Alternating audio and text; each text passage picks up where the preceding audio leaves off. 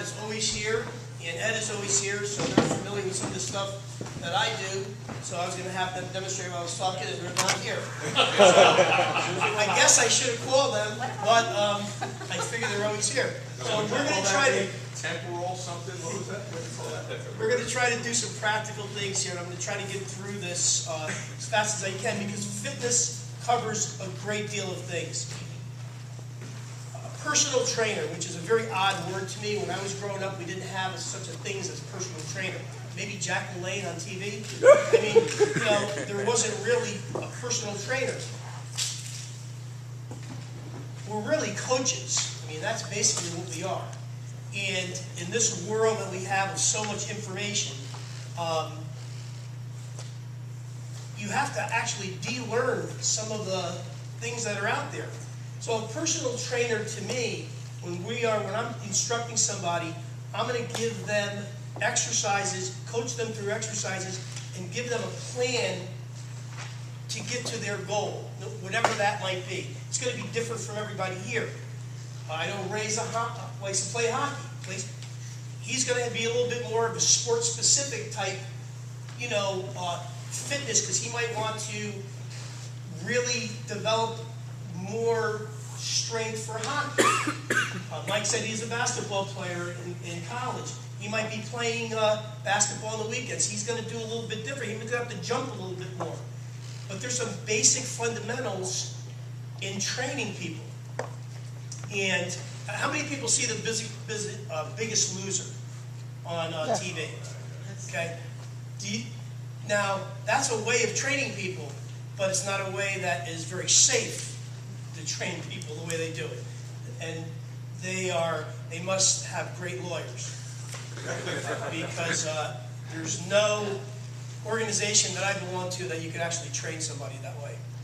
So it really encompasses a lot of things being a personal trainer, or a strength coach, functional trainer, sport-specific trainer. It has a lot of different titles for people. I'm going to give you just a quick snapshot of what a personal trainer does. You usually come in, and first you have an interview, you have some health forms. Your health history, any pharmaceutical things that you're on. And then the most important thing that I do is sit down with you and we talk, because a lot of times on the forms people skip over a lot of things. I've had clients that had major things they were taking and didn't put it on the health forms. So we really have to talk and then go through an assessment. And an assessment is just to see how people move. Because that's what exercise is. Exercise is movement. So we do an assessment to see if their hamstrings are weak, if their glutes are weak. Just to go through exercises and then develop plans from there. So that's the first thing that we do. And of course, then there's the part of goals. What goals do you want to achieve? So that the trainer can take you in that direction. So those are the first part of the whole picture that we do. We also give them some very general information. And we try not to, since we started doing training with teams and training people, back in the 70s. So there's certain things you have to tell people. And one of them is you can't out-train a bad diet or a bad lifestyle. So as much as you want to train, come in and sweat for an hour and a half, if you're going to go out and eat and drink and do your, just go crazy, it doesn't work. It's better than doing nothing, but it really doesn't work. The other thing that's really important, and Dr. Matt would probably could back me up on this, is if you don't recover from your workout, it's really worthless. You have to recover from a workout. I see more people that come to me that are overtrained. It's out of balance. They're either doing nothing or they're overtraining. They're doing absolutely nothing and they want to train, or they're doing so much that they're actually detraining. you're actually going backwards.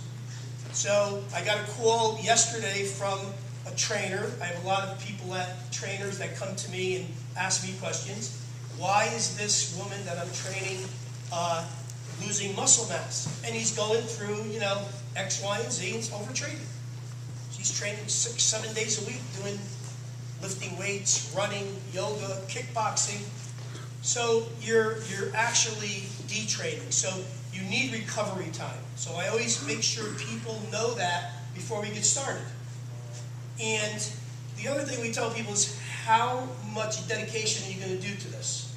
Are you going to be a once a week person, twice a week person, once every 2 week person? And so in this economy, that's what we're getting a lot of. We're getting a lot of people that are once a week, maybe twice a week, or once every 2 weeks, where they were coming 3 times a week. That's where you'll get your biggest benefit, with taking a day off in between, doing something. So that really is the beginning of it. So exercise hasn't really changed a whole lot, and if you really have been around this as long as I have, it all comes under movement, okay? Everything is movement. So there's 3 planes of movement that you have to train people in, because that's how we move. Whether you are a elite athlete or you're a grandma, you have to train going forward, going sideways, and rotating. Those are the planes of motion that you have to go. It doesn't matter who you are. So exercise has to be, you have to move in those planes.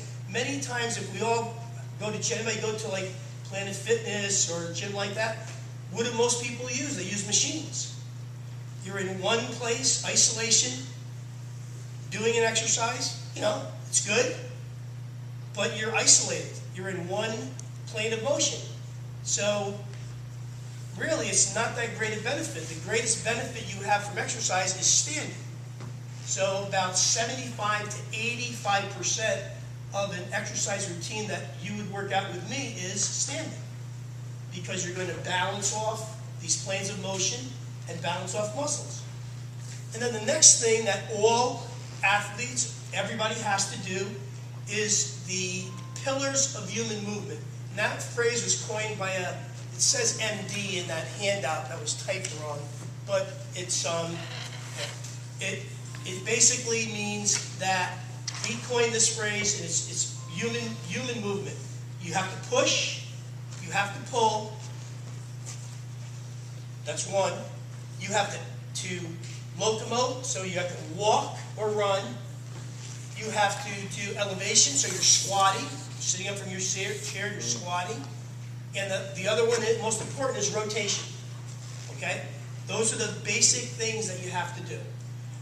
Everybody has to do them, and that's what exercise really is. It's the movement. Our bodies are made to move, so you're getting much more bang for the buck. And then really quickly, in this economy, what we have found, and I hope I have time for this, the best exercise that I can give somebody that's only coming once or twice a week is metabolic training. Because metabolic training is moving from exercise to exercise with short rest periods. And then you take maybe 4 or 5 exercises, then you take a rest period at the end of that, then do another circuit of that. What happens is, in the hour and a half you're with me, doing this kind of resistance training and moving, standing, you'll get a 12 to 24-hour boost in your metabolism.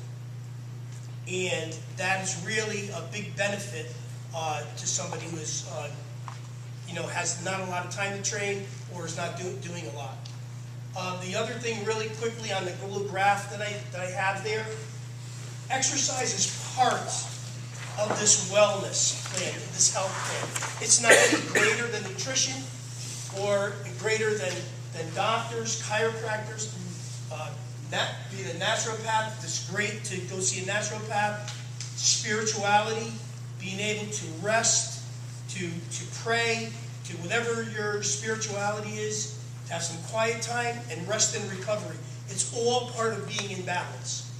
And you have to have these to really be healthy. You really do. So am I out of time? Okay, I'm out of time. I knew I was going to be out of time. Any questions?